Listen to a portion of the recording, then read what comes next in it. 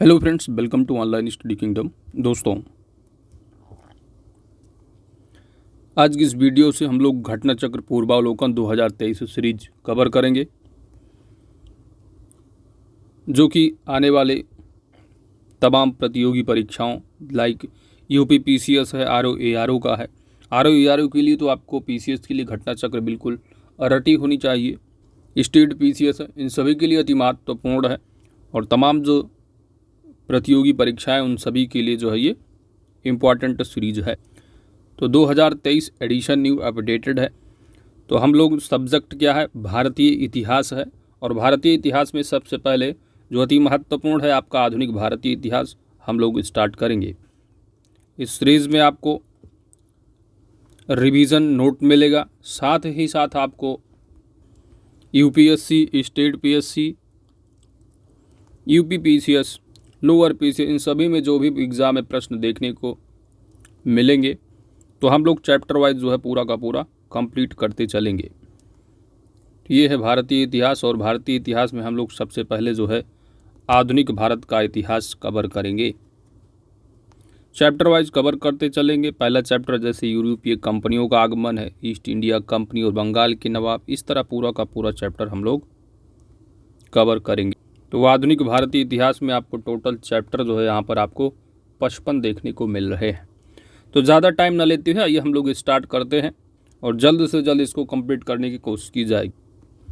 तो आधुनिक भारतीय इतिहास का पहला चैप्टर है यूरोपीय कंपनियों का आगमन। तो हम लोग रिवीजन नोट कवर करेंगे, उसके बाद प्रीवियस ईयर के जो क्वेश्चंस पूछे गए उनको कवर करेंगे। कोई भी एग्ज़ाम हो आपके लिए घटना चक्र अति महत्वपूर्ण है, साथ ही जो व्याख्या दी हुई है बहुत ही महत्वपूर्ण होती है। वास्को डिगामा गुजराती पथ प्रदर्शक अहमद इब्न मजीद की सहायता से भारत के पश्चिमी तट पर स्थित बंदरगाह कालीकट पर 20 मई 1998 को पहुंचा था। उसने यहां पहुंचकर भारत के नए समुद्री मार्ग की खोज की। कालीकट के तत्कालीन शासक जमोरिन ने वास्को डिगामा का स्वागत किया था।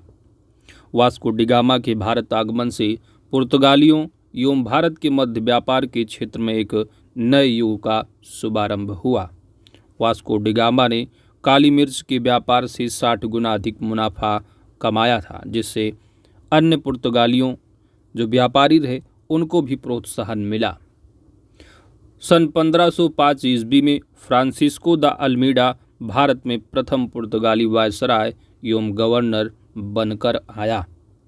व्यापारिक हितों के परिप्रेक्ष्य में हिंद महासागर में प्रभुत्व स्थापित करने के लिए अल्मीडा ने ब्लू वाटर पॉलिसी, तो ब्लू वाटर पॉलिसी आपके एग्जाम में अक्सर पूछी जाती है। तो अल्मीडा ने ब्लू वाटर पॉलिसी अर्थात नीला जल की नीति का प्रतिपादन किया था। कौन? Francisco de Almeida. अल्मीडा के बाद अल्फांसो द अल्बुकुर्क 1509 ईस्वी में गवर्नर बनकर आया। उसने 1510 ईस्वी में बीजापुर के शासक यूसुफ आदिल शाह से गोवा छीनकर अपने अधिकार में कर लिया और इसे ही भारत में पुर्तगीज शक्ति का वास्तविक संस्थापक माना जाता है। किसको? तो भारत में पुर्तगीज शक्ति का जो वास्तविक संस्थापक है किसे माना जाता है? अल्फांसो द अल्बुकुर्क को। और ब्लू वाटर पॉलिसी किसने लगाई? तो ब्लू वाटर पॉलिसी नीला जल की जो नीति थी वह अल्मीडा की, फ्रांसिस्को द अल्मीडा। तो पुर्तगीज का वास्तविक संस्थापक कौन? Alfonso de अल्बुकुर्क। भारत का आया था गवर्नर बनकर 1509 ईस्वी में। अल्बुकुर्क ने 1511 ईस्वी में दक्षिण पूर्वी एशिया की महत्वपूर्ण मंडी मलक्का एवं 1515 ईस्वी में फारस की खाड़ी के मुहाने पर स्थित हरमुज पर अधिकार कर लिया। तो मलक्का और हरमुज पर अधिकार किसने किया? अल्बुकुर्क ने। अल्बुकुर्क के बाद प्रमुख गवर्नरों में से एक नीनो डी कून्हा था और यह 1529 से 1538 ईस्वी तक गवर्नर रहा। पुर्तगाली यात्री वास्को डिगामा ने भारत के ही मार्ग की मूलतः इटली निवास स्पेन द्वारा वित्त पोषित यात्री कोलंबस ने अमेरिका की, ब्रिटेन के कैप्टन कुक ने ऑस्ट्रेलिया की तथा हॉलैंड के तस्मान ने वान डीमस लैंड, जिसका वर्तमान नाम तस्मानिया है, और न्यूजीलैंड की खोज की थी। तो भारत के मार्ग की खोज Vasco D gamma, Columbus America की, कैप्टन कुक ऑस्ट्रेलिया की, और जो हॉलैंड के तस्मान थे इन्होंने तस्मानिया तथा न्यूजीलैंड की खोज की थी। पुर्तगालियों के भारत में प्रथम दुर्ग यानी भारत में प्रथम यूरोपीय दुर्ग का निर्माण अल्फांसो द अल्बुकुर्क द्वारा 1503 ईस्वी में कोचीन में कराया गया था। और अल्फांसो द अल्बुकुर्क इस समय यानी दैट तत्कालीन जो है वह गवर्नर नहीं था। तो भारत में प्रथम दुर्ग का निर्माण किसने कराया था? Alfonso de Albuquerque. कब? 1503 ईस्वी में। कहाँ? कोचीन में। अज़्ज़ीदीव योम कन्नानौर में पुर्तगाली दुर्गों का निर्माण फ्रांसिस्को द अल्मीडा द्वारा 1505 ईस्वी में कराया गया था। तो भारत में प्रथम दुर्ग या अज़्ज़ीदीव कन्नाकोर में पुर्तगाली दुर्गों का निर्माण किसने कराया था? तो फ्रांसिस्को द अल्मीडा। तो भारत में यूरोपीय व्यापारी कंपनियों की आगमन का जो क्रम है इम्पॉर्टेंट है, आपके लिए एग्ज़ाम में पूछा जाता है। तो सबसे पहले पुर्तगीज आए हैं, फिर डच हैं, फिर अंग्रेज़ हैं, फिर डेन हैं, फिर फ्रांसीसी। भारत में पुर्तगाली सबसे पहले 1498 ईस्वी में आए थे तथा सबसे अंत में पुर्तगाली ही गए भारत से 1961 ईस्वी में। तो आने का क्रम ज़रूर याद रखिएगा। PDADF पुर्तगीज, डच, अंग्रेज़, डेन, फ्रांसीसी। तो भारत में सबसे पहले पुर्तगीज आए 1498 में और सबसे बाद में भी गए 1961 में। वर्ष 1961 में गोवा का Portuguese governor general Manuel Antonio Vassalo e Silva था। तो 1961 में वापस गए कहाँ से? गोवा से। भारत की स्वतंत्रता प्राप्ति के दौरान गोवा का गवर्नर जनरल जोसे फेरेइरा बोस्सा, तो जानते हो गोवा से 1961 में पुर्तगीज गए हैं। तो 1947 के दौरान गोवा का जो गवर्नर जनरल था वो कौन था? तो जोसे फेरेइरा बोस्सा था। यूरोपीय शक्तियों में सर्वप्रथम पुर्तगाली व्यापारियों ने भारत में सामुद्रिक व्यापारिक केंद्र स्थापित किए। तो भारत में सामुद्रिक व्यापारिक केंद्र किसने स्थापित किए सबसे पहले? तो वो पुर्तगीज थे। पुर्तगालियों ने 1503 ईस्वी में कोचीन में पहली फैक्ट्री तथा 1505 ईस्वी में कन्नूर में अपनी दूसरी फैक्ट्री स्थापित की। तो अक्सर पूछा जाता है कि पुर्तगालियों ने सबसे पहले कहाँ पर अपनी फैक्ट्री स्थापित किया? तो 1503 ईस्वी में कोचीन में, फिर उसके बाद दूसरी फैक्ट्री 1505 ईस्वी में कन्नूर में स्थापित किया था। 1534 ईस्वी में पुर्तगालियों ने बंगाल के शासक गियासुद्दीन महमूद शाह से सतगांव और चटगांव में अपनी फैक्ट्रियां स्थापित करने की अनुमति प्राप्त कर ली। पुर्तगालियों द्वारा हुगली को बंगाल की खाड़ी में समुद्री लूटपाट के लिए अड्डे के रूप में इस्तेमाल किया जाता था।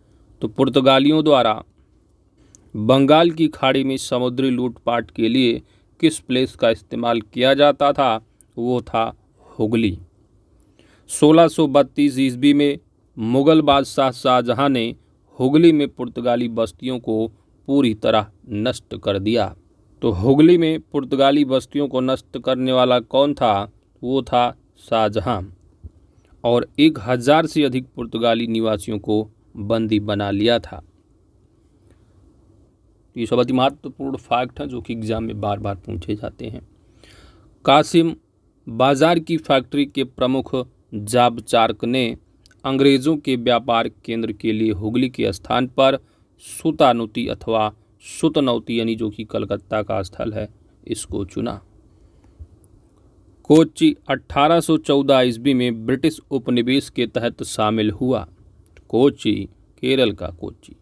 1814 ईस्वी में ब्रिटिश उपनिवेश के तहत शामिल हुआ। अंग्रेजी ईस्ट इंडिया कंपनी का सूत्रपात 1599 ईस्वी में हुआ, जब लंदन के कुछ साहसिक व्यापारियों ने एक समूह का गठन कर 30,133 पाउंड की वचनबद्ध अभिदत्त पूंजी के साथ ईस्ट इंडीज व्यापार के लिए अभिप्रेत समुद्री अभियान हेतु आवेदन प्रस्ताव ब्रिटिश क्राउन के समक्ष प्रस्तुत किया। हालांकि इन साहसिक व्यापारियों के मूल प्रस्ताव को प्रिवी काउंसिल की स्वीकृति नहीं मिल सकी, तथापि अगले वर्ष वे पुनः एकत्र हुए और इस बार उन्होंने ब्रिटिश क्राउन की पूर्व सहमति से ईस्ट इंडीज अभियान हेतु जहाज एवं अन्य साजो सामान खरीदने प्रारंभ किए तथा अपनी पूंजी को भी बढ़ाकर 68,373 पाउंड कर लिया। फिर 31 दिसंबर 1600 ईस्वी को ब्रिटिश महारानी एलिजाबेथ ने इन्हें the governor and company of merchants of London trading into the east Indies के नाम के तहत रॉयल चार्टर ऑफ इनकॉर्पोरेशन प्रदान किया और इस प्रकार ईस्ट इंडिया कंपनी का आधिकारिक रूप से गठन हुआ। तो आपके अक्सर एग्जाम में पूछा जाता है कि ईस्ट इंडिया कंपनी की स्थापना कब हुई थी, तो रहा है सन 1600 ईस्वी में। तो ईस्ट इंडिया कंपनी की स्थापना होती है और इस दौरान भारत का बादशाह अकबर था। तो ईस्ट इंडिया कंपनी की स्थापना के समय भारत का बादशाह कौन था, तो अकबर था, ये भी पूछा जाता है, जिनका कार्यकाल जो है 1556 से लेकर के 1605 रहा है, जीवनी पूरी इनकी। लेवेंट कंपनी को 1593 ईस्वी में स्थल मार्ग से भारत में व्यापार करने का अधिकार प्राप्त हुआ था। तो भारत में व्यापार करने का जो अधिकार प्राप्त हुआ, अधिकार पत्र प्राप्त हुआ था स्थल मार्ग से, वह थी लेवेंट कंपनी। कब? 1593 ईस्वी में इसको स्थल मार्ग से जो है भारत में व्यापार करने का अधिकार प्राप्त हुआ। जहांगीर के शासनकाल में इंग्लिश ईस्ट इंडिया कंपनी ने सर्वप्रथम 1611 ईस्वी में मसूलीपट्टनम अथवा मछलीपट्टनम में एक स्थायी कारखाना स्थापित किया था। तो अक्सर पूछा जाता है कि ईस्ट इंडिया कंपनी जो फॉरेन में हुई उस समय बादशाह अकबर था। जब इंडिया में बात की गई ईस्ट इंडिया कंपनी की, तो उस समय भारत का जो शासक रहा वो जहांगीर था। तो जहांगीर के शासनकाल में इंग्लिश इंडिया कंपनी ने सर्वप्रथम 1611 ईस्वी में कहाँ? मसूलीपट्टनम अथवा मछलीपट्टनम में एक अस्थायी कारखाना स्थापित किया, अस्थायी। फिर 1613 ईस्वी में सूरत में स्थापित कारखाना अंग्रेजों का प्रथम स्थायी कारखाना था। तो अस्थायी कारखाना सबसे पहले मछलीपट्टनम में 1611 ईस्वी में स्थापित किया गया। इसके बाद अंग्रेजों द्वारा जो है 1613 ईस्वी में सूरत में जो है एक अस्थायी कारखाना स्थापित किया गया प्रथम। सूरत में डचों द्वारा फैक्ट्री 1616 ईस्वी में, जबकि फ्रांसीसियों द्वारा 1668 ईस्वी में, और अंग्रेजों द्वारा कब रहा? तो 1613 में स्थायी कारखाना। डचों द्वारा सूरत में 1616 में, वहीं पर फ्रांसीसियों द्वारा 1668 में स्थापित की गई थी सूरत में फैक्ट्रियाँ। तो अंग्रेज आए सबसे पहले, उसके बाद डच आए थे। तो अंग्रेज सबसे पहले जो अस्थायी कारखाना रहा मछलीपट्टनम में 1611 में, 1613 में सूरत में जो है अस्थायी कारखाना पहला अपना स्थापित किया। उसके बाद डचों ने भी 1616 में अस्थायी कारखाना जो है अपना सूरत में, फिर फ्रांसीसियों द्वारा भी जो है 1668 में स्थापित किया गया था। थॉमस वेस्ट, कौन? थॉमस वेस्ट नामक अंग्रेज अधिकारी ने पुर्तगालियों को स्वाल्ली के स्थान पर हराया था। तो थॉमस वेस्ट था जो कि एक अंग्रेज अधिकारी था। तो सबसे पहले पुर्तगीज आए थे, उसके बाद डच आए, फिर अंग्रेज थे। तो यहाँ पर जो है अंग्रेज अधिकारी जो थे थॉमस वेस्ट, वो पुर्तगालियों को जो है कहाँ पर हराया था? तो स्वाल्ली नामक स्थान पर जो है हराया था। 1661 ईस्वी में इंग्लैंड के सम्राट चार्ल्स द्वितीय का विवाह पुर्तगाल की राजकुमारी कैथरीन से होने पर चार्ल्स को बम्बई उपहार के रूप में प्राप्त हुआ था। तो चार्ल्स द्वितीय का विवाह पुर्तगीज की राजकुमारी रही हैं पुर्तगाल की, वो थी कैथरीन। इनसे जो है इनका विवाह हो जाता है। उसके बाद चार्ल्स को बम्बई जो है उपहार के रूप में पुर्तगालियों द्वारा दे दिया जाता है, जिसे उन्होंने 1668 ईस्वी में 10 पाउंड वार्षिक किराए पर ब्रिटिश ईस्ट इंडिया कंपनी को दे दिया था। बम्बई के अंग्रेज गवर्नर जॉन चाइल्ड ने 1668 ईस्वी में बम्बई और पश्चिमी समुद्री तट के मुगल बंदरगाहों का घेरा डाला तथा मक्का जाने वाले हज यात्रियों को बंदी बनाने का प्रयास किया। तो मक्का जाने वाले हज यात्रियों को बंदी बनाने का प्रयास किया। कौन था? तो वो अंग्रेज गवर्नर जॉन चाइल्ड था, जिसके फलस्वरूप उसे औरंगजेब ने भारत से निष्कासित करने का आदेश दिया था। काहे भाई, हज यात्रियों पर बंदी बना लिए हैं। चलिए, कर्नाटक का प्रथम युद्ध 1746 से 48 ईस्वी के मध्य हुआ। इसमें ऑस्ट्रेलिया के उत्तराधिकार युद्ध, कर्नाटक का प्रथम युद्ध ऑस्ट्रिया के उत्तराधिकार युद्ध जो 1740 ईस्वी में प्रारंभ हुआ था, इसका विस्तार मात्र था। गृह सरकारों की आज्ञा के विरुद्ध ही दोनों दलों यानी अंग्रेज व फ्रांसीसी में 1746 ईस्वी में युद्ध प्रारंभ हो गया। अंग्रेज कैप्टन बर्नेट के नेतृत्व में अंग्रेजी सेना द्वारा कुछ फ्रांसीसी जहाज़ों पर अधिकार कर लेना युद्ध का तात्कालिक कारण था। तो कर्नाटक का प्रथम युद्ध का जो तात्कालिक कारण था वह था अंग्रेज कैप्टन जो बर्नेट थे, इनके नेतृत्व में अंग्रेजी सेना द्वारा कुछ फ्रांसीसी जहाज़ों पर अधिकार कर लेना ही युद्ध का तात्कालिक कारण। प्रथम कर्नाटक युद्ध के समय ही कर्नाटक के नवाब अनवरुद्दीन ने महफूज खां के नेतृत्व में 10,000 की भारतीय सेना को फ्रांसीसियों पर आक्रमण करने के लिए भेजा। कैप्टन पैराडाइज के नेतृत्व में फ्रांसीसी सेना ने अडयार नदी पर स्थित सेंट थामे नामक स्थान पर नवाब की सेना को पराजित किया। यूरोप में युद्ध बंद होते ही कर्नाटक का प्रथम युद्ध समाप्त हो गया। एक्स-ला-शापेल की संधि, ट्रीटी ऑफ एक्स-ला-शापेल 1748 में हुआ था। तो एक्स-ला-शापेल की संधि से ऑस्ट्रिया के उत्तराधिकार का युद्ध समाप्त हो गया तथा मद्रास अंग्रेजों को पुनः प्राप्त हो गया। डुप्ले ने पहली बार वे हथकंडे प्रयोग किए जो भारत को जीतने के लिए अंग्रेजों के मार्गदर्शक बने। यह डुप्ले ही था जिसने पहली बार यूरोपीय सेना को भारतीय राज दरबारों में भारतीय व्यय पर नियुक्त करवाया तथा जिसने पहली बार यूरोपीय हितों के लिए भारतीय राजनीति में हस्तक्षेप किया तथा भारत में यूरोपीय साम्राज्य की नींव रखी। लुई 14वें के मंत्री काल्बर्ट द्वारा 1664 ईस्वी में फ्रेंच ईस्ट इंडिया कंपनी की स्थापना हुई, जिसे कंपनी देश इंदेश ओरिएंटलेस कहा गया। फ्रांसीसी कंपनी का निर्माण राज्य द्वारा हुआ और राज्य ही इसका सारा खर्च देता था। 1667 ईस्वी में फ्रांसीसी कैरो के नेतृत्व में एक अभियान दल भारत के लिए रवाना हुआ, जिसने 1668 ईस्वी में सूरत में अपने पहले व्यापारिक कारखाने की स्थापना। मैरकारा गोलकुंडा की सुल्तान से एक अधिकार पत्र प्राप्त कर 1669 ईस्वी में मसूलीपट्टनम में दूसरी फ्रांसीसी कोठी स्थापित की गई। डचों ने अपनी प्रथम फैक्ट्री की स्थापना मसूलीपट्टनम में की थी। तो डचों ने अपनी प्रथम फैक्ट्री की स्थापना मसूलीपट्टनम में की थी। डचों की बंगाल में पहली कंपनी पीपली में 1627 ईस्वी में स्थापित हुई।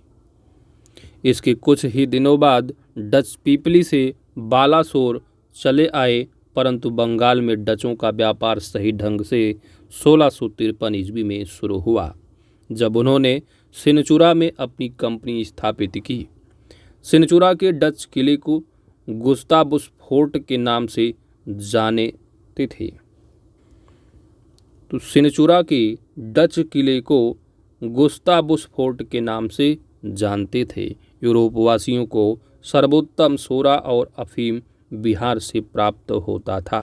तो यूरोपवासियों को सर्वोत्तम जो सोरा और अफीम प्राप्त होता था वो कहाँ से?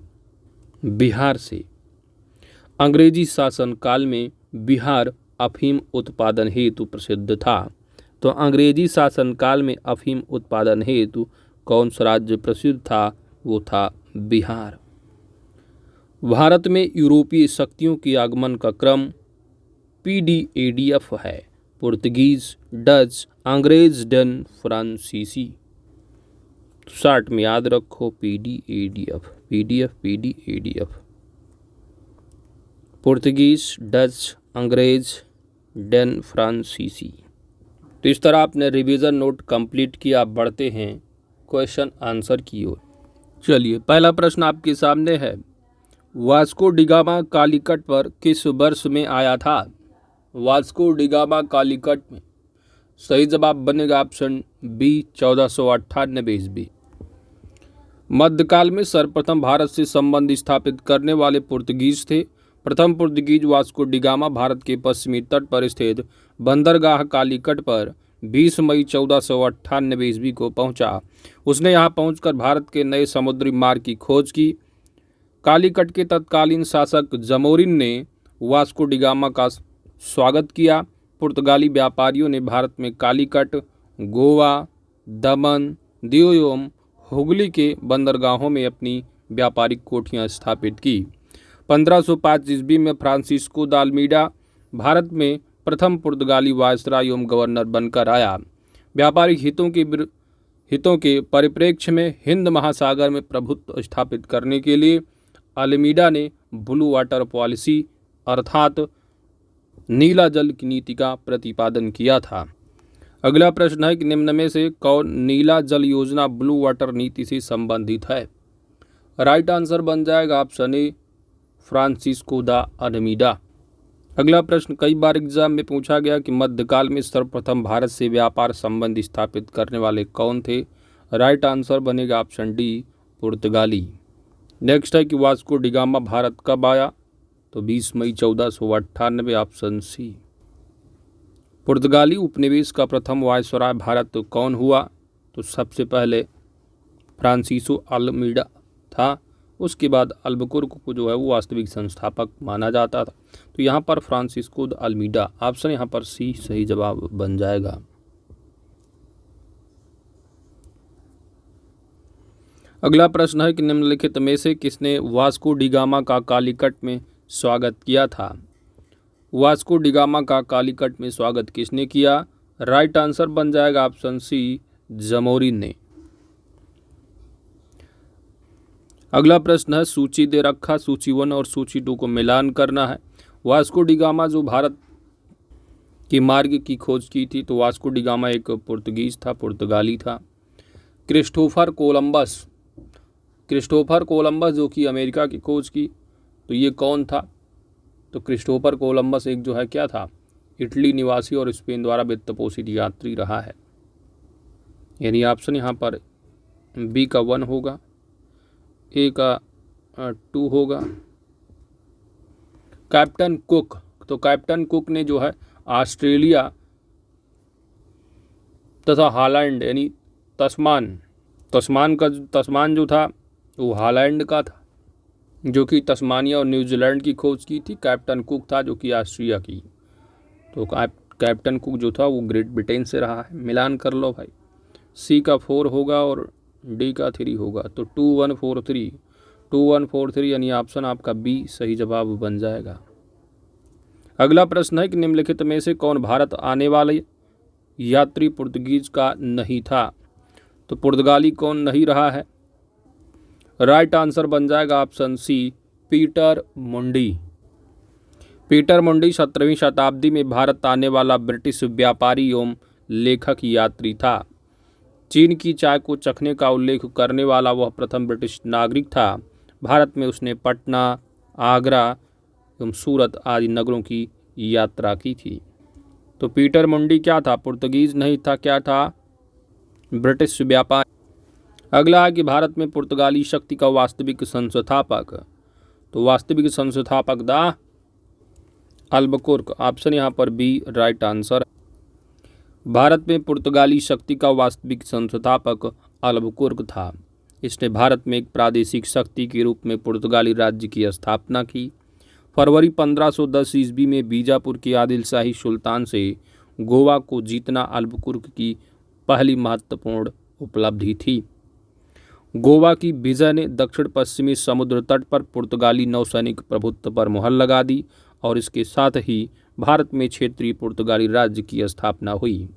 अल्बुकुर्क ने भारत में पुर्तगालियों की संख्या में वृद्धि करने एवं उनकी अस्थायी बस्तियां बसाने के उद्देश्य से पुर्तगालियों को भारतीय महिलाओं के साथ विवाह करने के लिए प्रोत्साहित किया।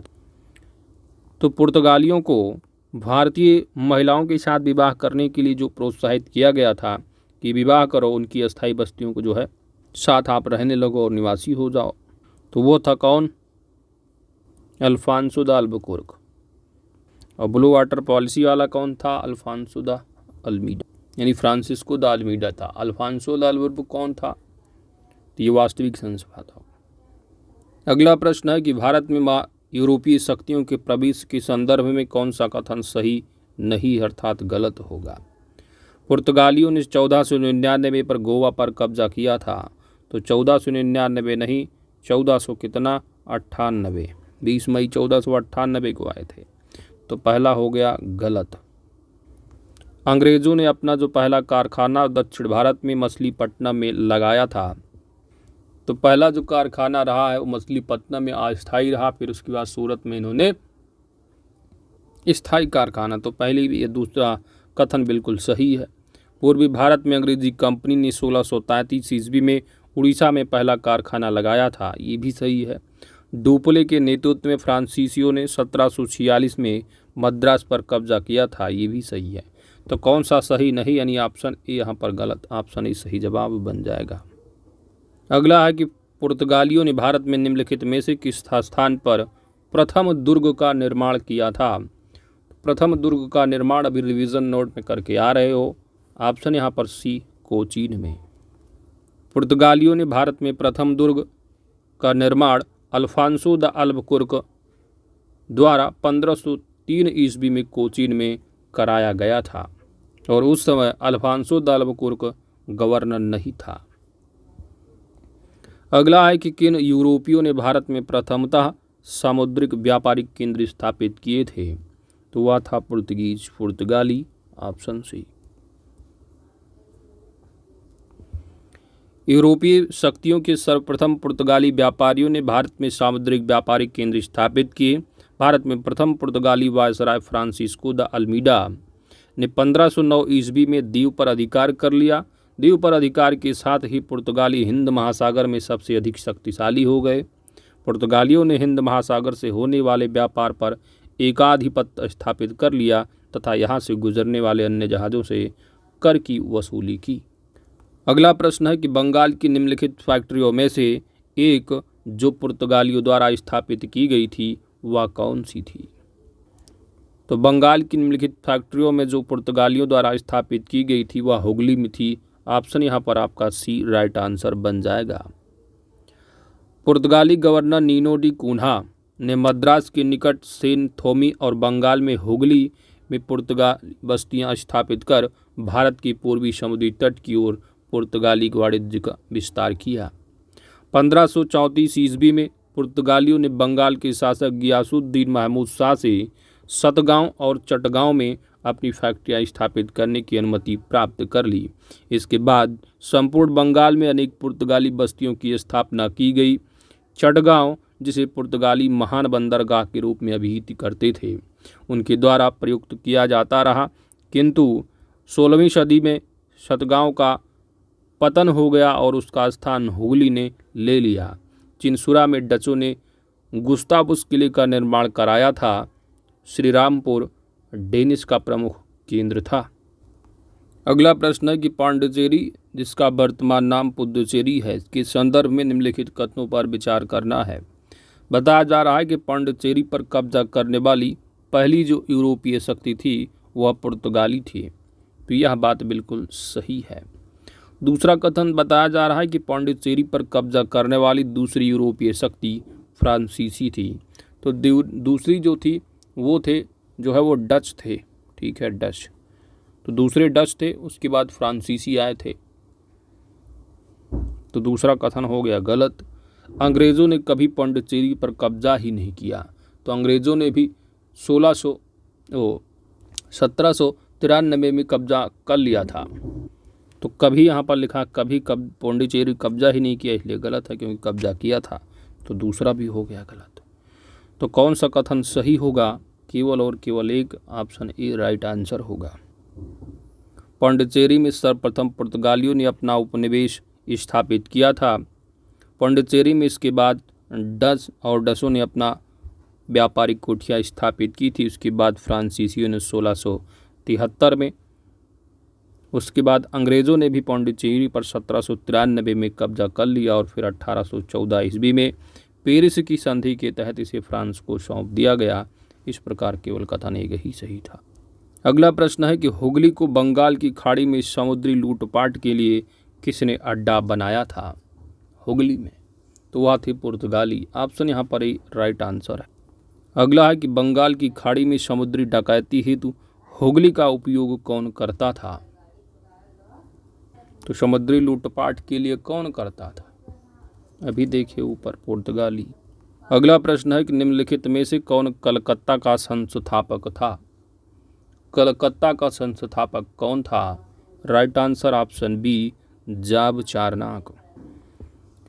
कासिम बाजार की फैक्ट्री के प्रमुख जाब चारनाक ने अंग्रेजों के व्यापार केंद्र के लिए हुगली के स्थान पर सूतानूती अथवा सुतनौती को चुना। उसे ही कलकत्ता का संस्थापक माना जाता है।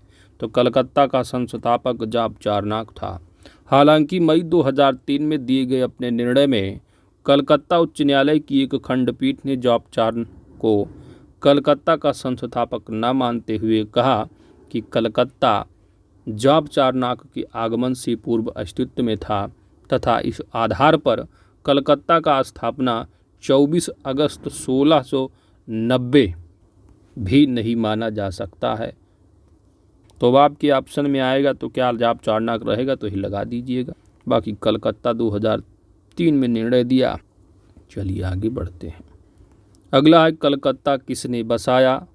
ऑप्शन डी जाब चारनाक, क्योंकि 3 में निर्णय आया हाई कोर्ट का कलकत्ता और 6 में फिर पूछा गया था। आंसर क्या? जाब चारनाक। तो अब आप आएगा तो जाब चारनाक ही लगाना।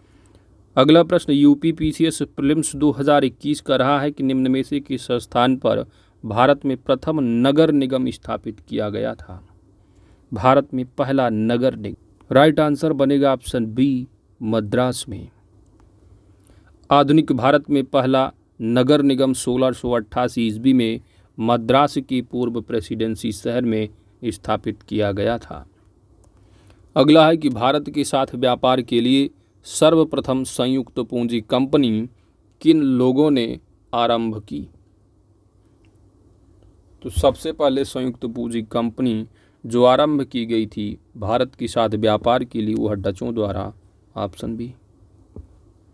भारत के साथ व्यापार के लिए सर्वप्रथम संयुक्त पूंजी कंपनी 1600 ईस्वी में लंदन में स्थापित अंग्रेजी ईस्ट इंडिया कंपनी थी। इसके बाद 1602 ईस्वी में डच संसद द्वारा पारित प्रस्ताव से एक संयुक्त डच ईस्ट इंडिया कंपनी की स्थापना हुई।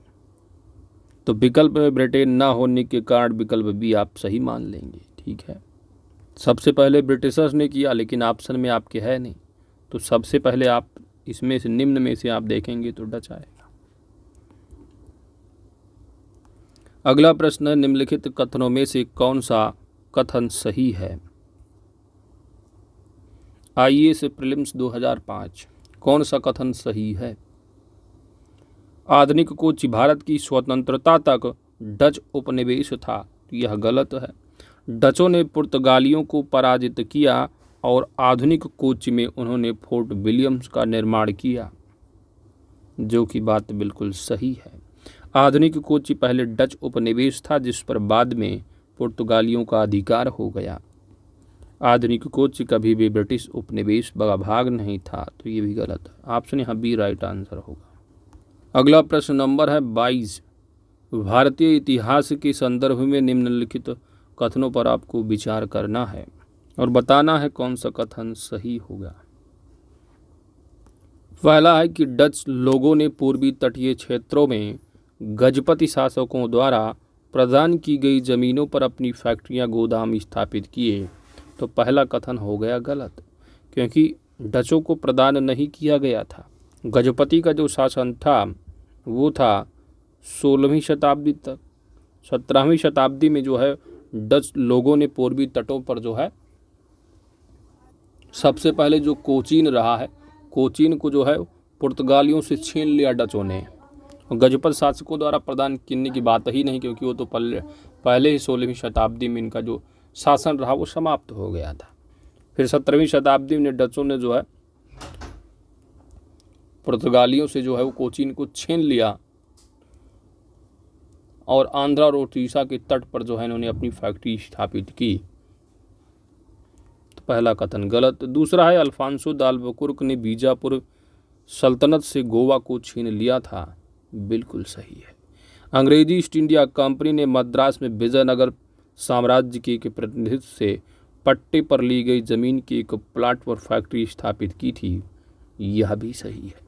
तो 2 और 3 यहाँ कथन सही होगा। ऑप्शन बी राइट आंसर है।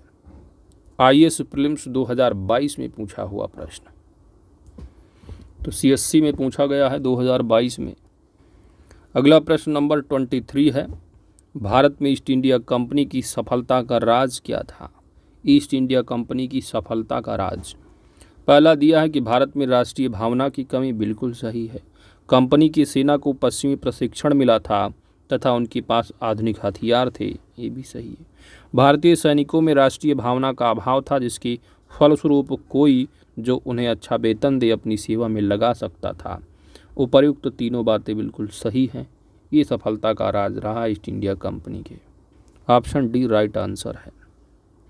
अगला प्रश्न है कि निम्नलिखित ब्रिटिश कंपनियों में से किसे भारत में व्यापार करने का पहला अधिकार पत्र प्राप्त हुआ था? तो कौन सी ब्रिटिश कंपनी थी जिसे भारत में व्यापार करने का पहला अधिकार पत्र प्राप्त हुआ था? राइट आंसर बनेगा ऑप्शन ए लीबेंट कंपनी। लीबेंट कंपनी को 1593 ईस्वी में स्थल मार्ग से भारत में व्यापार करने का अधिकार पत्र प्राप्त हुआ था। 31 दिसंबर 1600 ईस्वी को महारानी एलिजाबेथ प्रथम ने the governor and company of merchants of London trading into the east Indies, that is east India company, को समुद्री मार्ग से ईस्ट इंडीज के साथ व्यापार करने का पहला अधिकार पत्र प्रदान किया था। तो स्थल मार्ग से लीबेंट कंपनी, समुद्री मार्ग से पहला अधिकार ईस्ट इंडिया कंपनी को। 1702 ईस्वी में इसने न्यू कंपनी तथा महारानी एनी के साथ मिलकर एक त्रिपक्षीय इकरारनामा किया, जिसके तहत पुरानी कंपनी 7 साल के भीतर खुद को बंद कर देगी और 1709 ईस्वी में दोनों कंपनियां मिलकर एक नए united company of merchants of England trading to the East Indies के रूप में अपने व्यापार को बढ़ाएगी। यह कंपनी सामान्यतया ईस्ट इंडिया कंपनी के नाम से प्रसिद्ध हुई। तो स्थल मार्ग से लीबेंट, समुद्री मार्ग से कौन सी?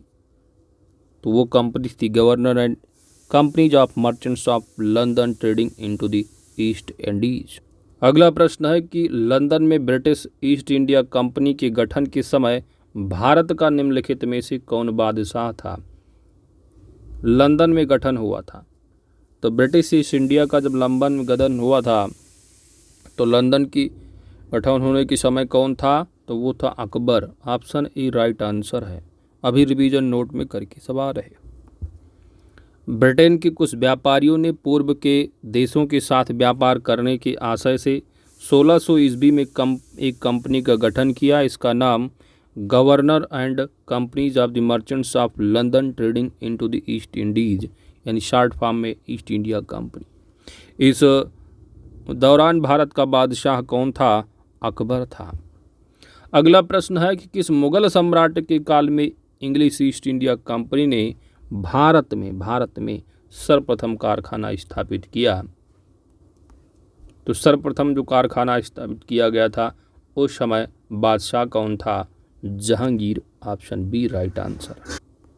जहांगीर के शासनकाल में इंग्लिश ईस्ट इंडिया कंपनी ने सबसे पहले 1611 ईस्वी में मछलीपट्टनम अथवा मछलीपट्टनम में एक अस्थायी कारखाना स्थापित किया।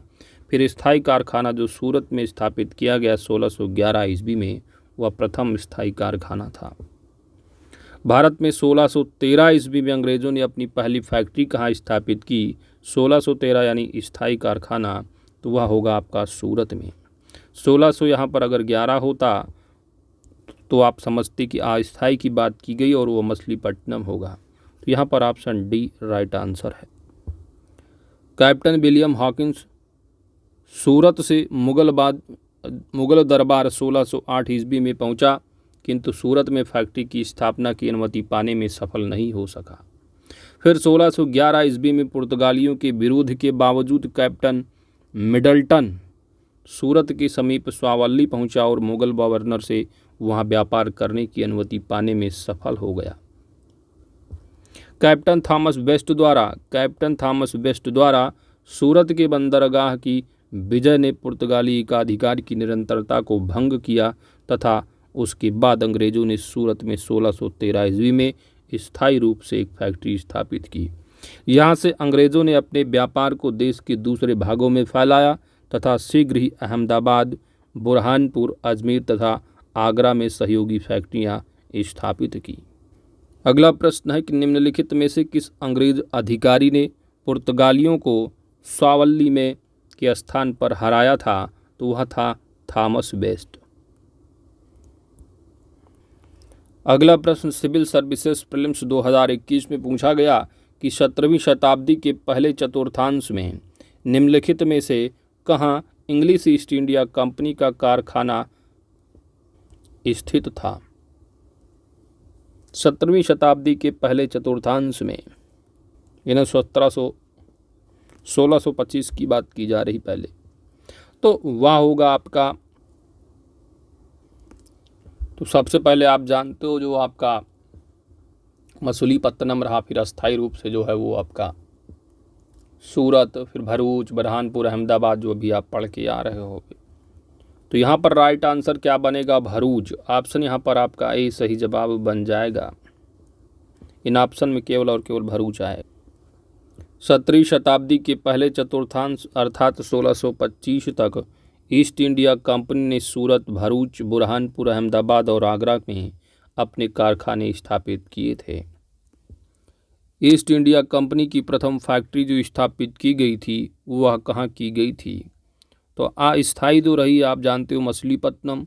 ईस्ट इंडिया कंपनी की प्रथम फैक्ट्री 1611 में अस्थायी और 1613 में जो है आपकी सूरत में स्थापित की गई थी। ऑप्शन डी राइट आंसर होगा।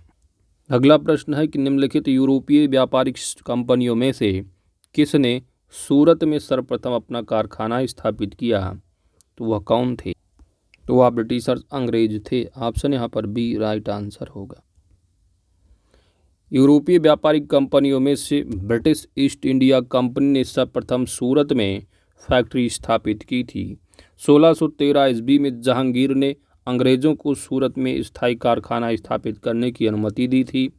सूरत में डचों द्वारा फैक्ट्री 1616 ईस्वी में, जबकि फ्रांसीसियों द्वारा 1668 ईस्वी में सूरत में स्थापित की गई फैक्ट्रियां थीं। उल्लेखनीय है कि ईस्ट इंडिया कंपनी ने सर्वप्रथम 1611 ईस्वी में मछलीपट्टनम में अपना कारखाना स्थापित किया था, जो कि अस्थायी था। इन्होंने अपना प्रथम स्थायी कारखाना 1613 ईस्वी में सूरत में ही स्थापित किया था। फ्रांसीसियों ने भी अपना प्रथम कारखाना 1668 में सूरत में ही स्थापित किया था। अगला प्रश्न है सिविल सर्विसेज 2006 में कि 1613 ईस्वी में ईस्ट इंडिया कंपनी को कहाँ एक कारखाना स्थापित करने की अनुमति मिली? 1613 आया तो आप सूरत जाएंगे, 1611 होता तो मछलीपट्टनम होता। यहाँ पर स्थापित करने की अनुमति जो मिली थी जहांगीर से वो थी सूरत में ही। Option D right answer. अगला प्रश्न, ईस्ट इंडिया कंपनी के प्रारंभिक दौर में वेस्टर्न प्रेसिडेंसी कहाँ थी? वेस्टर्न प्रेसिडेंसी कहाँ थी? राइट आंसर बन जाएगा option A Surat. East India company ने आरंभ में सूरत को प्रेसिडेंसी बनाया था, बाद में यह बॉम्बे स्थानांतरित कर दी गई।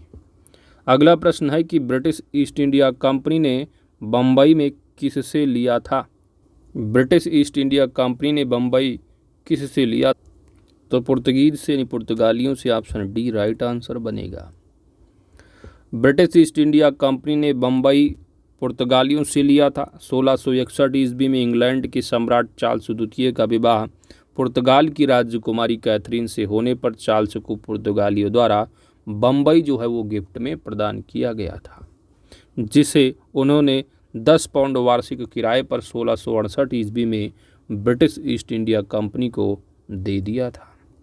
अगला प्रश्न ARO वाले ध्यान दें कि देखिए 2021 में किस तरह प्रश्न पूछा गया कि निम्नलिखित में से किस वर्ष प्रयागराज उत्तर प्रदेश के किले पर अंग्रेजों का अधिकार स्थापित हुआ? तो अभी आप रिवीजन नोट में आ रहे हो, राइट आंसर क्या बनेगा? 1797 ईस्वी। ऑप्शन यहाँ डी राइट आंसर।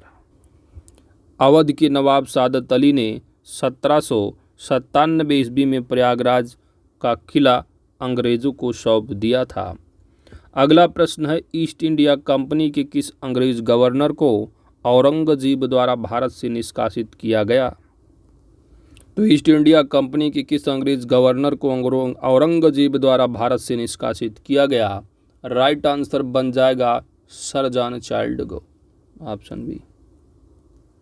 बम्बई के अंग्रेज गवर्नर जॉन चाइल्ड ने 1668 ईस्वी में मुंबई और पश्चिमी समुद्री तट के मुगल बंदरगाहों का घेरा डाला तथा मक्का जाने वाले हज यात्रियों को बंदी बनाने का प्रयास किया, जिसके फलस्वरूप औरंगजेब ने भारत से निष्कासित करने का आदेश दिया था। मुगल शासक औरंगजेब के सामने उसे विवश होना पड़ा और अंततः उसे माफ़ी मांगनी पड़ी। अगला प्रश्न है कि निम्नलिखित में से प्रथम कर्नाटक युद्ध का कौन सा तात्कालिक कारण था? तो वह था अंग्रेजों द्वारा फ्रांसीसी जहाज़ों का अधिग्रहण। Option D. कर्नाटक का प्रथम युद्ध 1746 से 48 ऑस्ट्रिया के उत्तराधिकार युद्ध जो 1740 में आरंभ हुआ था, इसका विस्तार मात्र था। गृह सरकारों की आज्ञा के विरुद्ध ही दोनों दलों यानी अंग्रेज व फ्रांसीसी में 1746 ईस्वी में युद्ध प्रारंभ हो गया। अंग्रेजों की तरफ से रहे कैप्टन वर्नेट के नेतृत्व में अंग्रेजी सेना द्वारा कुछ फ्रांसीसी जहाज़ों पर अधिकार कर लेना युद्ध का तात्कालिक कारण रहा। अगला है कर्नाटक युद्ध किन किन के मध्य लड़ा गया? तो अंग्रेज और फ्रांसीसी। ऑप्शन है। अगला प्रश्न 39 नंबर यूपीपीसीएस प्रीलिम्स 2016 में सूची दे रखी और सूची का मिलान करना है। प्रथम कर्नाटक युद्ध, तो प्रथम जो कर्नाटक युद्ध रहा वो वेक्सला-सैपल की संधि से अंत हुआ था इसका। दूसरा जो कर्नाटक युद्ध हुआ वो अनिर्णायक युद्ध था और तृतीय जो कर्नाटक युद्ध रहा यह पेरिस की संधि से अंत हुआ इसका। प्रथम जो मैसूर युद्ध रहा इसमें ब्रिटिश की हार हुई थी। मिलान कर लो, ए का यहाँ पर 4 होगा, बी का 1 होगा, सी का 3 होगा और डी का 2 होगा। 4 1 3 2 4 1 3 2। ऑप्शन यहाँ सी सही जवाब है। बढ़ते हैं अगले प्रश्न की ओर। अगला प्रश्न नंबर 40 निम्नलिखित में से कौन सा एक सही सुमेलित नहीं है? पहला कर्नाटक युद्ध 1746-48 बिल्कुल सही। कर्नाटक का जो द्वितीय युद्ध है वह 1749 से 54 होना चाहिए था। 1749 से 54। तो दूसरा यहाँ पर गलत है, यही सही सुमेलित नहीं है। ऑप्शन बी राइट आंसर होगा। तृतीय 58 से 63 रहा है। पानीपत का तीसरा युद्ध 1761 रहा है। सभी सही हैं, तो बी आंसर यहाँ गलत रहा, तो बी सही जवाब होगा। बढ़ते हैं अगले प्रश्न की ओर। अगला है कि निम्नलिखित में से कौन सा प्रथम यूरोपियन व्यक्ति था जिसने भूक्षेत्र अर्जित करने के उद्देश्य से भारतीय राजाओं के झगड़ों में भाग लेने की नीति आरंभ की, और वह था Dupleix. Option B right answer. Dupleix ने पहली बार वो हथकंडे प्रयोग किए जो भारत को जीतने के लिए अंग्रेजों के मार्गदर्शक बने। डुप्ले प्रथम यूरोपियन था जिसने भूक्षेत्र अर्जित करने के उद्देश्य से भारतीय राजाओं के झगड़ों में भाग लेने की नीति आरंभ की। यह डुप्ले ही था जिसने पहली बार यूरोपीय सेना को भारतीय राज दरबारों में भारतीय व्यय पर नियुक्ति करवाया तथा जिसने पहली बार यूरोपीय हितों के लिए भारतीय राजनीति में हस्तक्षेप किया तथा भारत में यूरोपीय साम्राज्य की नींव रखी। उसके बारे में जेबी कृपलानी ने कहा है कि उसकी योजनाओं का प्रभाव उसके जाने के पश्चात भी रहा है। वह भूमि जिसे उसने अपनी सूझबूझ से जोता तथा वह भूमि जिसे उसने अपनी सूझबूझ से जोता तथा उर्वर बनाया, और वह क्षमता जो उसने दर्शाई उसके लौटने के तुरंत पश्चात उसके प्रतिद्वंदियों ने उपयोग की और उससे अत्यधिक लाभ उठाया। तो जीबी मालेसन ने लिखा था। अगला प्रश्न नंबर है 42। भारत में फ्रांसीसियों ने अपना सबसे पहला जो कारखाना है निम्न स्थानों में कहाँ पर लगाया था? तो फ्रांसीसी हो, ब्रिटिशर्स हो, अंग्रेज हैं, तो ये सभी जो है सूरत में। ऑप्शन यहाँ पर राइट आंसर बनेगा। लुई 14वें के मंत्री काल्बर्ट द्वारा 1664 ईस्वी में फ्रेंच ईस्ट इंडिया कंपनी की स्थापना हुई जिसे कंपनी देश इंदेश ओरिएंटलेस कहा गया। फ्रांसीसी कंपनी का निर्माण राज्य द्वारा हुआ और राज्य ही इसका सारा खर्च देता था। 1667 ईस्वी में फ्रांसीसी कैरो के नेतृत्व में एक अभियान दल भारत के लिए रवाना हुआ जिसने 1668 ईस्वी में सूरत में अपने पहले व्यापारिक कारखाने की स्थापना की। फ्रांसीसी ईस्ट इंडिया कंपनी संस्थापित हुई थी किसके शासनकाल में? राइट आंसर बन जाएगा लुई 14वें के शासनकाल में। Option A. अगला है कि निम्नलिखित में से किसे भारत में फ्रांसीसी कंपनी का संस्थापक माना जाता है? फ्रांसीसी कंपनी तो अभी पढ़ रहे हो क्या? काल्बर्ट। Option C. नेक्स्ट है कि बंगाल में निम्न में से कौन सा कारखाना डचों ने स्थापित किया था? तो डचों ने बंगाल में जो किया वह चिनसुरा था और हुगली में था, बंगाल में ही। तो बी और सी दोनों होना चाहिए आंसर। डचों की बंगाल में पहली कंपनी पीपली में 1627 ईस्वी में स्थापित हुई। इसके कुछ ही दिनों बाद डच पीपली से बालासोर चले गए। बंगाल में डचों ने 1635 ईस्वी से प्रारंभ कर 1656 ईस्वी के बीच कुछ समय तक हुगली में फैक्ट्री का संचालन किया। 1656 ईस्वी के बाद हुगली के ही एक गांव चिनसुरा में 1653 ईस्वी में स्थापित फैक्ट्री डचों के व्यापार का मुख्य केंद्र बनी। स्पष्ट है कि दिए गए विकल्प में डचों का कारखाना जो रहा वो चिनसुरा हुगली के ग्राम के साथ साथ हुगली मुख्यालय में भी था। 17वीं शताब्दी के समाप्त होने तक डच कंपनियां कासिम बाजार, पटना, ढाका, मालदा, बालासोर, बारंगोर, सुगदिया, फतवा आदि स्थानों पर स्थापित हो चुकी थी। अगला प्रश्न है कि डच ईस्ट इंडिया कंपनी ने किस वर्ष अपनी फैक्ट्री पटना में स्थापित की थी? पटना में पहला ऑप्शन 1601 है, फिर 1632 है, सी ऑप्शन 1774 है, डी ऑप्शन 1651 है।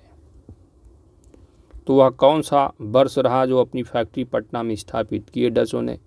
तो वह था वर्ष 1632। ऑप्शन बी यहाँ पर सही जवाब होगा। तो बंगाल की समृद्ध व्यापार की तरफ आकर्षित हो डचों ने 1615 एवं 1629 ईस्वी में असफल प्रयास किए। यद्यपि बंगाल में व्यापार का सुअवसर उन्हें 1632 ईस्वी में प्राप्त हुआ। 1632 ईस्वी में सर्वप्रथम पटना में डच ईस्ट इंडिया कंपनी का प्रवेश हुआ। यद्यपि पटना में डच फैक्ट्री की स्थापना 1632 ईस्वी के संदर्भ में संबंधित कोई स्रोत प्रामाणिकता की कसौटी पर स्पष्ट नहीं है। यद्यपि इतिहासकार ओम प्रकाश ने 1638 ईस्वी में पटना में डच फैक्ट्री की स्थापना संबंधी तथ्य प्रस्तुत किए हैं, जो आर्थिक तंगी के कारण उसी वर्ष बंद हो गई। वर्तमान में डच फैक्ट्री का वह स्थान जहां पटना कॉलेज के नाम से जाना जाता है। चलिए आगे बढ़ते हैं। फ्रांसीसी दक्कन में शक्ति आंदोलन स्थापित करने में असफल रहे हैं।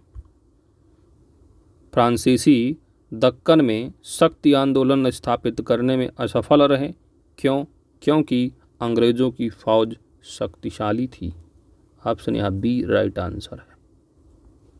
फ्रांसीसियों की पराजय का एक मुख्य कारण उनकी कमजोर नौसेना थी। वाल्टेयर के अनुसार ऑस्ट्रिया के उत्तराधिकार युद्ध के समय फ्रांस की जलशक्ति का इतना ह्रास हुआ कि सप्तवर्षीय युद्ध के समय उनके पास एक भी जलपोत नहीं था। दूसरी ओर अंग्रेजों के पास एक शक्तिशाली सेना थी। अगला प्रश्न नंबर 48। निम्न यूरोपीय शक्तियों ने भारतीय व्यापार में समय समय पर प्रवेश किया। तो यहाँ पर क्रोनोलॉजी है, आपको मिलान करना है। तो आप क्या पढ़े हो? PADF। क्या भाई? PDADF। तो सबसे पहले पुर्तगीज, फिर डच, फिर अंग्रेज, फिर डेन, फिर फ्रांसीसी। तो सबसे पहले पुर्तगीज आए, फिर उसके बाद डच रहे हैं, फिर उसके बाद अंग्रेज होंगे, फिर उसके बाद डेनिश, फिर फ्रांसीसी। तो मिलान कर लो। 4213 4213 यानी ऑप्शन यहाँ पर बी राइट आंसर बन जाएगा।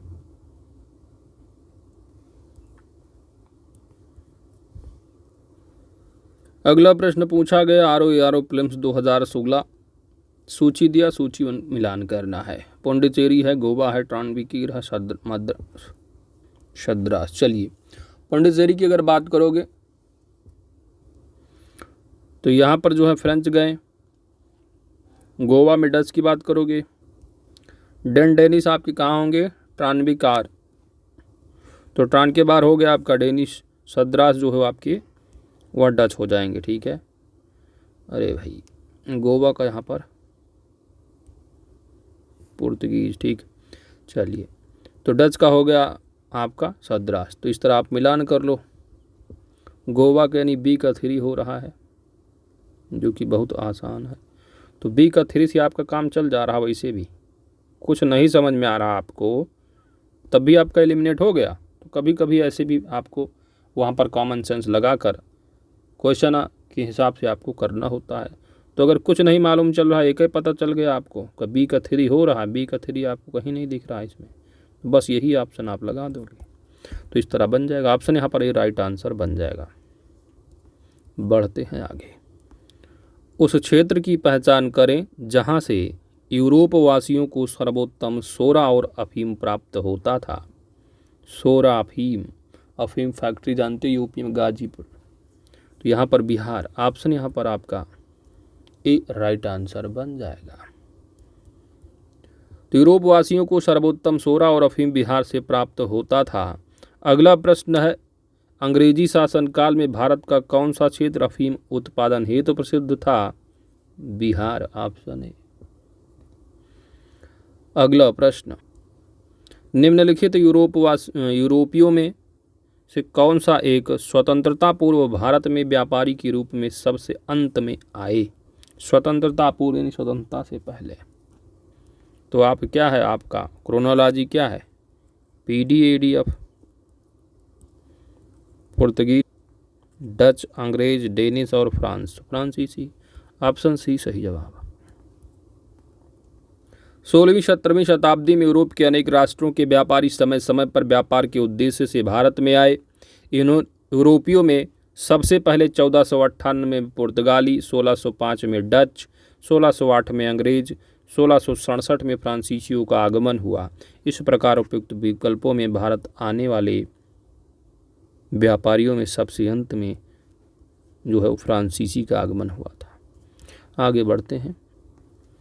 यूपीपीसीएस प्रीलिम्स से पूछा गया 17 में कि निम्नलिखित में से किन स्थानों पर डचों ने अपने व्यापारिक अड्डे स्थापित किए। डचों ने नागपट्टनम, सिंचुरा, मछलीपट्टनम, सूरत, भरूच, आगरा, कोचीन, अहमदाबाद, पटना। तो ये सभी जगहें जो दे रखी है ना, सभी की सभी जगहों पर जो है वो व्यापारिक अड्डे जो है स्थापित किए थे डचों ने। राइट आंसर ऑप्शन डी सही जवाब, उपर्युक्त सभी। तो डचों द्वारा स्थापित प्रमुख व्यापारिक केंद्र नागपट्टनम, सिंचुरा, मछलीपट्टनम, सूरत, भरूच, आगरा, कोचीन, अहमदाबाद तथा पटना थे। अगला है सिविल सर्विसेज प्रीलिम्स 2012 का प्रश्न रहा है कि निम्नलिखित कथनों पर विचार करना और बताना है कौन से अंग्रेजों की भारत माता को देन थी। अंग्रेजों की पहला दिया है कि मृदा के स्वरूप तथा उपज के गुणों के आधार पर भूमि राजस्व का मूल्यांकन। तो यह कथन जो है क्या है, गलत है, क्योंकि भूमि राजस्व का जो मूल्यांकन था वो अंग्रेजों से पहले ही शेर शाह सूरी एवं अकबर के द्वारा किया जा चुका था। शेर शाह सूरी प्लस अकबर द्वारा। अगला प्रश्न है कि युद्ध में चलती फिरती तोपों का जो उपयोग है ये भी अंग्रेजों की देन बताई जा। तो ये सब बातें जो थी तोपों का, ये तो चलती फिरती जो तोपें, इनका प्रचलन तो मुगल काल में ही था। और अकबर के समय में जो फैक्ट्रियां रही हैं के कारखाने के जो है तमाम प्रकार की छोटी बड़ी तोपें निर्माण की जाती, तैयार की जाती थी। तो ये भी गलत हो गया। तंबाकू और लाल मिर्च की खेती, तो ये तो अंग्रेजों की नहीं, ये तो पुर्तगालियों की देन थी। पुर्तगीज के ही टाइम पर रहा है, तो पुर्तगाली संबंध है, तो ये भी गलत हो गया। तो सही कौन सा है, कोई भी नहीं। ऑप्शन यहाँ डी राइट आंसर बनेगा।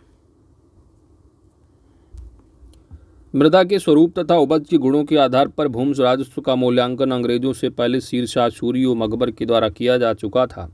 भारत में तंबाकू और लाल मिर्च की खेती पुर्तगालियों की देन थी और चलती फिरती तोपों का प्रचलन मुगल काल में ही था। अंग्रेज के अकबर के आयुध निर्माण कारखाने में तमाम प्रकार की छोटी बड़ी तोपें तैयार की जाती थी। इस प्रकार इनमें से अंग्रेजों की कोई भी देन नहीं थी। अगला प्रश्न यूपीपीसीएस प्रीलिम्स 2017 किसने ईस्ट इंडिया कंपनी के बारे में यह टिप्पणी की कि कंपनी एक असंगति है, परंतु यह उस व्यवस्था का भाग है जहां सब कुछ ही असंगत है।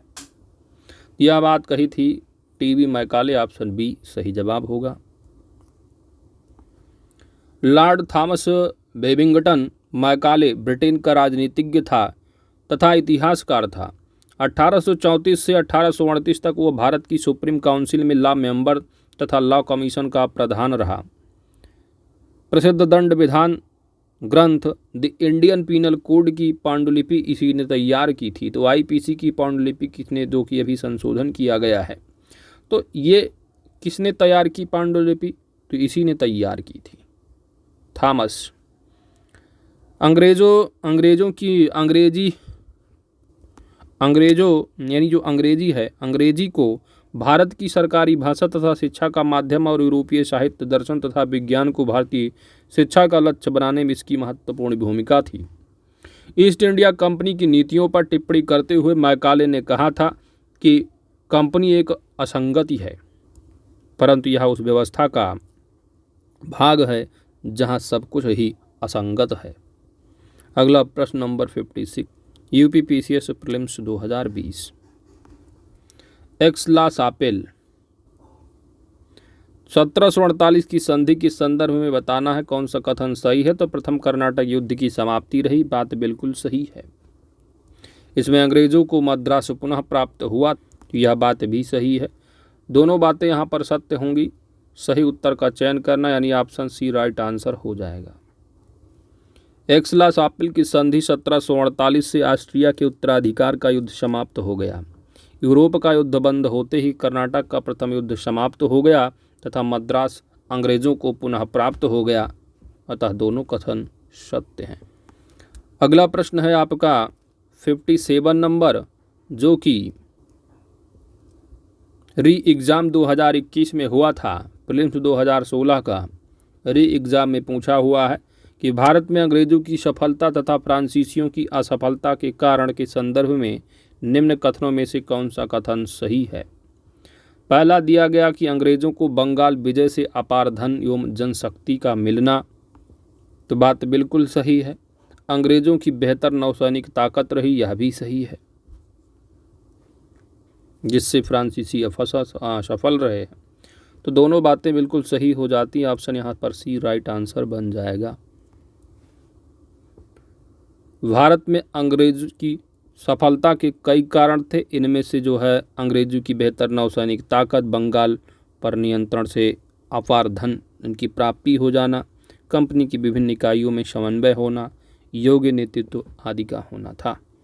और इसी तरह 57 प्रश्नों के साथ चैप्टर नंबर 1 कंप्लीट हो जाता है।